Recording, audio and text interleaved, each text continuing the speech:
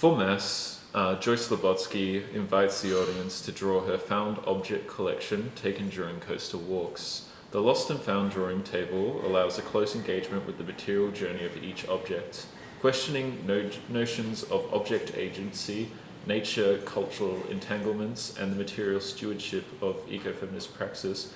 Lubotzky seeks new ways of representing the ideas we throw away as a mirror to ourselves and our behaviours as consumers and human beings. Each object is a souvenir of an intimate human experience, a memory, a memento, a reminder. The coastal foreshore is littered with human desires, met then, forgotten, or discarded, as she states in her thesis. So your practice is as vast as the trash you collect along your coastal beaches. Sometimes you make paper cut out of seaweed, other times you make what are more museological collection pieces. All of these approaches deal differently with notions of value and what our human relations to objects mean to us. In Matter at Woollahra Gallery, you did a drawing table public program that fostered a wonderful engagement with objects, and this prompted the work that we've made before us. So with this being more of a social practice, what have you found out about the particular approach of the drawing table in looking into your ideas? Well, I think that, through my process of creating a collection and then doing my master's thesis about it, so basically creating an archive through re-representing these objects in different ways. And the archive in itself, gives the collection meaning, different kinds of meaning. And I think when I was taking each object and, as I started collecting, I became more and more inspired by each piece because I was really examining it in a much more detailed way and really looking and finding things that I would not have seen if I just, kind of put it in the trash or walk past it. So I started to really notice things about them and sort of their inherent value just as pieces with their own sort of life, you could say. And I found that, I was photographing each piece individually and making these macro photographs, so really bringing out the details and just looking at their colours and shapes, and so really abstracting them into forms. And I thought that it would be very interesting, because that kind of inspired me to see much more value in each object. I started to kind of get excited when I found something that had an interesting shape or had degraded in a way that was interesting. And I really wanted to sort of allow the viewers of the work to experience that. So I feel like that in a way helps people to see something that they wouldn't normally see. And so, it's almost bringing them into your practice. Yeah, that's right. Yeah. It's bringing them in, and it's also, through art, through drawing, as a way of seeing it differently. So I feel that, when people engage with these works as pieces that they're going to draw, they really have to examine them in a different way, and they have to, or they're inspired to find something beautiful in them, or something that inspires them to draw them. So, even the act of picking one that you like, or something that you relate to, is already creating a new relationship with these pieces, which, I feel is important because I think, we have this very obviously negative response to trash. It creates this, they're very abject, they create a sense of disgust and, and it's revolting. But I feel like, when we're confronted with those feelings, perhaps through the gallery or through an artwork, it can be quite transformative. And I feel like that is an important part of my work, is to try and use the work to create, new ideas. How can I create consciousness? Yeah, of, exactly. Thing. Give me one moment, because what we're going to do is we're going to pull out some of the drawings that people did over the opening night, and this thing is stacked already, so people went bananas for this. Yeah. I feel like this is yours, right? No, that's Crystal's actually. Oh, that's Crystal's. Yeah. Crystal did a great job. Yeah. So it's funny because we do draw in a similar way. I was like, is that so I don't know. Let's firstly, I'll make my way through, and this will be shown visually, as the video goes on. But we've got bottles.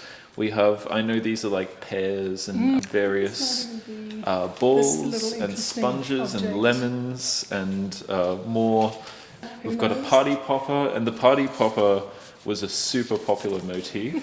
Bottle Perhaps caps, the nostalgia yeah, of the party that's gone, gone by, what's plastic left. leaves. Yeah, Some of them are harder to distinguish, but we've got That's the little small spider, toys. I think. Oh, balls, bits of that's tennis mine. rackets, balloons. If we go through the drawings so far, in a lively opening night, which had my sister, my girlfriend Lisa, and a bunch of other people at the drawing table just responding to your work, with the repeated motives like the party popper and all these particular objects people resonated with, why do you think certain objects have stuck out in these drawings? You know, it is interesting to see, like when I've done these workshops with children, they're often they're drawn to the toys, obviously, and they're also drawn to the objects that look like nature, that actually look like leaves and flowers, which I think is interesting because somehow there's a natural attraction to that, and you know, and perhaps more of a confidence in drawing them, where some of these more abstracted pieces I think are just a step too far, you know, they can't relate. So I think the closer the objects are to our real experience, perhaps for most people, the easier they are to interpret and relate to. You know, I think that's probably just really, I mean, some people, you know, go for more just a shape, but I think, you know, when people draw, you know, it's interesting because it also talks a lot about drawing and people's creativity and how they feel like the drawing has to look like something. And I kind of like that in a way the trash maybe pushes you to break down those sorts of barriers and see, you know, it's kind of, they are a little bit distorted and abstracted, and gives people maybe the opportunity to experience drawing without those pressures of, you know, things looking like something, you know, for a normal sort of person who doesn't draw perhaps. Yeah, and like trash is like kind of a bit of our shadow self in a sense. Definitely. Like it's what we discard, it's what we consume. I see it very much as that. I think like what people hone in and link to very much like I think relate to people coming to terms or relating to that. So I think there's definitely this fascinating psychological current with just this as like a prompt for people to engage in this. Yeah, to confront those things perhaps, and maybe look at the, you know, plastic flower. And I mean, that, I think that's quite confronting and perhaps quite sad maybe. I look at a few different theories that I find interesting. I mean, I find the idea of object-oriented ontology interesting because I think, you know, when I'm looking at these objects individually, I'm looking at them having a new life, a new ontology, which, you know, exists once they become trash and they're in the environment. They're no longer just trash objects, they've become something else. So they're in the state of becoming. And, you know, the way the environment or nature might experience them is completely new and different. They don't see it as, you know, a ball or a spoon. It's just another object that they perhaps will even, you know, attach to, grow on, eat, break down, you know. So I'm interested in that process where sort of non-human and human, you know, begin to sort of merge, and you know, there's this sort of connection, because I think for me a lot of the problems that we have with the environment is that we're very disconnected from the natural world, and you know, this idea that, you know, we are actually part of the natural world, but we see ourselves, or we experience it as the other, and these are also the other.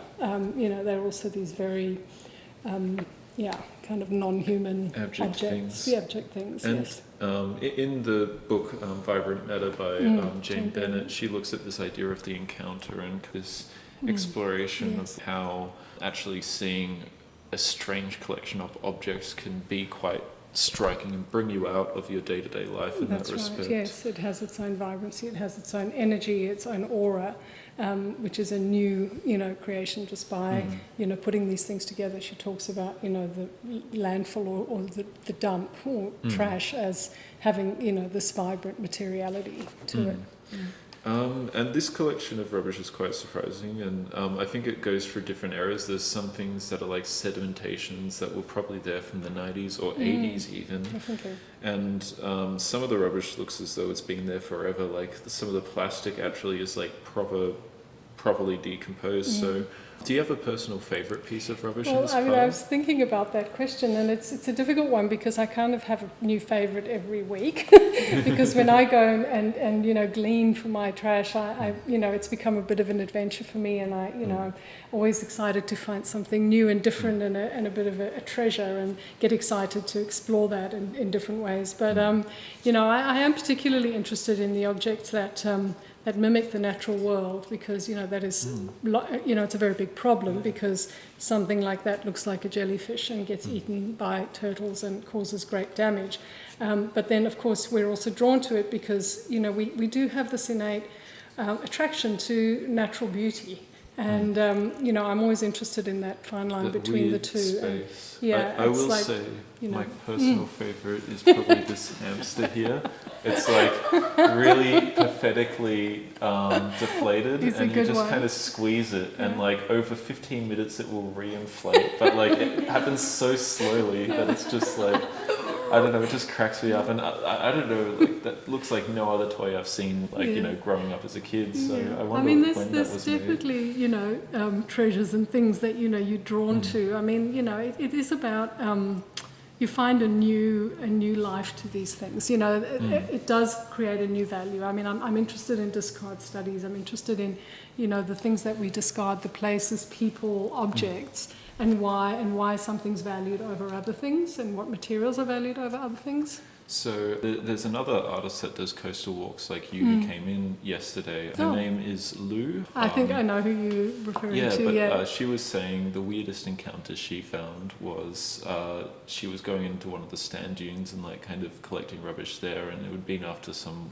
storm or something, and she found a Doritos packet with the typography and the different kind of way the fonts were done was this Dorito packet, probably from like the 90s, like when the first run of the material came out. That was just like buried, but like in kind of keeping with that logic. It's a time-based work as well in that sense, and there's definitely history embedded in the history of plastics and the history, of culture. For me, this says so much about who we are as a people and how we've, developed, sort of since, the Industrial Revolution, but particularly after the Second World War and the development of the use of plastics. And I find it very interesting to research it, because for me it connects to everything that we do and who we are. In keeping with that logic, I was wondering what was the most unusual thing you've ever encountered, which something so unexpected it just made you have to think for a while. I did find, I suppose this was a weird thing. I did find the top of a gear from a car, but like one of those old round balls that looks like a snooker ball or whatever, with the drive, reverse, whatever, beautiful like round thing that you would actually screw on. In keeping to with the logic gear. of Industrial Revolution. Yeah, and it was just there, no car, just the gear top, and it is quite a beautiful thing. So I do find lots of strange things, but that was probably just a little bit like, this doesn't really, like, how did this get here? A lot of this I can understand how it got there, and it makes sense in that way, but that one was a bit weird. And like I even think of like Emma Pinson's practice that also like deals with sand on the coast and stuff, and kind of extractive sand mining thing, building up sand barriers. So she had this one work where she was kind of looking at how different cars would be stacked and the sand would be put over to then like maintain that protective barrier, so the houses wouldn't erode and things like that. So like I was thinking about your particular car park kind of potentially like being part of potentially that relationship of maintenance of like using the scrap of the Industrial Revolution as too, this, actually, like, barrier. I sort of believe that it's almost like these landfills that we have now are like these hidden treasures in terms of waste to energy, and I feel like at some point we're going to have to dig them up to use them as energy, because we're going to run out of fossil fuels and it's killing our planet. So anyhow, there is a lot of connection. There's a lot of ways you can relate it to commerce and capitalism. And it can go into just such like deep time as far as like just like it doesn't even have to come from like like Australia, it could be like washed in Absolutely, from like a lot of it does come or off different, something, yeah. And it does talk to colonialism, and because a lot of countries that do not have the resources to actually deal with this waste, it washes up on their beaches and causes great harm. Whereas we clean up our beaches, and it's actually, we don't have as much waste as a lot of places because of the way the currents work. And it depends on where you are. And it's like nature kind of giving it back to alters us. alters the way that trash comes through and stuff. Yeah, but it is kind of sad how it lands up in places that didn't produce it or don't even use it necessarily. Absolutely. It causes big problems. And I think, it can talk to so many things. It can talk to, our abuse of the oceans, of fishing, of overfishing, of, harm that these things do. And, when they wash up on the beach, we just see them as trash, but actually their stories are much deeper than that. And that work almost looks as though it's coral, which is like that kind of weird feeling. I love that, the mimicry and the, that way they do become they do try to sort of become part of the natural world.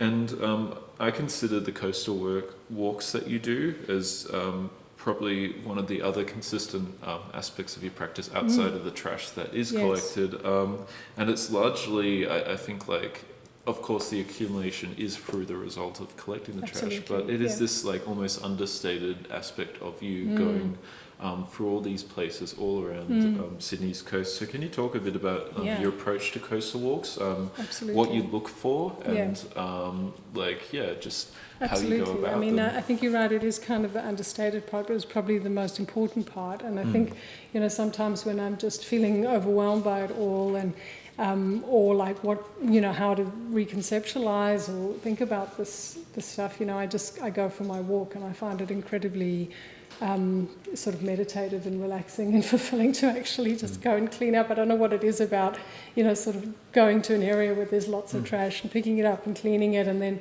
looking back, and it's it's cleaner than it was when you first arrived. And did you do this before you started your art practice, out of curiosity? Yes, actually, this was something that I was just doing, and then it became my master's thesis because, I was just, I always pick up when I walk. I sort of live in a really beautiful area, and, along the eastern beaches, and I just can't stand to see the trash there, and it really worries me. I think it's going to go back in the ocean, it's going to kill something. I just feel like I need to sort of do what I can. When did you start holding on to it? It's probably been about 4 years ago.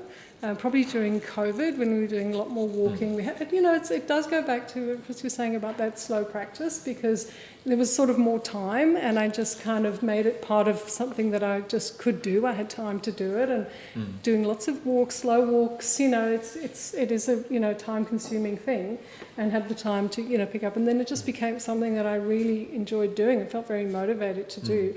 And then I'd sort of bring it home, and I was like, oh, this is quite cool. I didn't really want to throw it away, and I just started to like organise it and taxonomize it, and make little groups of things, and it just grew and grew. And then I finished my BFA, and I was very interested in still life. I was very interested in the object and what it represents in terms of culture and history, and it was almost like a natural progression to sort of see this as a big still life and see what I could sort of do with that. And I was interested in researching, sort of how we could find different ways to deal with this problem. I felt like, we really need to, I felt I needed to look back to understand how we could perhaps go forward and understand some of the deeper issues, the psychological or environmental and economic, historical issues that might have brought us to this place, so we can perhaps make some changes and move forward into a different way of dealing with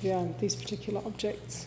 I've got a final question, which is, where do you see yourself moving next in your practice? Do you think this kind of relational art is something where it's moving towards, or are you just trying to try as much as you can as far as the different ways of producing work? Well, I think that I've sort of realised that my work is quite conceptual and quite multidisciplinary or transdisciplinary, because I think that there's so many different ways to bring attention. It's not necessarily about drawing or painting or sculpture. It's more about, as you say, bringing attention to this this work, and I'm always looking for new and interesting ways to engage people, to make it an interesting experience, and to, you know, for myself as well, to, you know, stimulate ideas and thoughts and ways that these things can relate to other things, and help people to make those connections, you know, to research that I've done or ideas that I'm thinking about. So, you know, I kind of feel like the materials or the mediums that I use, you know, actually come after the ideas or the concepts. And you know, then it's like, well, how can I make that? How would that work? Could it be a sculpture? Does it need to be a photograph? Does it need to be, you know, so I like to work with all different materials, and always like to learn a new technique too. So yeah, I think it's probably more, you know, but definitely the side of it, the, you know, the relations side of it, I think is very important, and I hope will always remain as part of the practice. Yeah, and I think it's just one of those things that in trying to raise awareness, which I think is the primary goal of your art, like you have to kind of strategize it from so many different aspects, and it's kind of like you know, like a game of like how what ways can attention be drawn to objects. That's right. And because you're not only talking to people who are perhaps in the art world looking at art, you're also talking to people who, you know, are just living their everyday lives and engaging with this material every day, and how we can, well, I try, you know, use art to bring that attention, and you know, aesthetics I think are a wonderfully powerful tool, and you know, I think art is a very powerful tool to bring attention to problems that we're having in our environment. I think just looking at the different audiences who came on the opening night, of course you had your art crowd, but there was also like, you know, siblings of mine, or you know, people who I know who don't come from art backgrounds, engaging with it, and that kind of representation was shown, but also a lot of families have come in with prams or with and I think, you know, it's good for young people to engage with it, because you know, this is their future. You know, so I love working with kids. They're very open and very interested, and you know, and it's always a joy to get them to sort of engage with the work. All right, we're going to leave it there. Thank you so much, Joyce, for sharing your practice with us.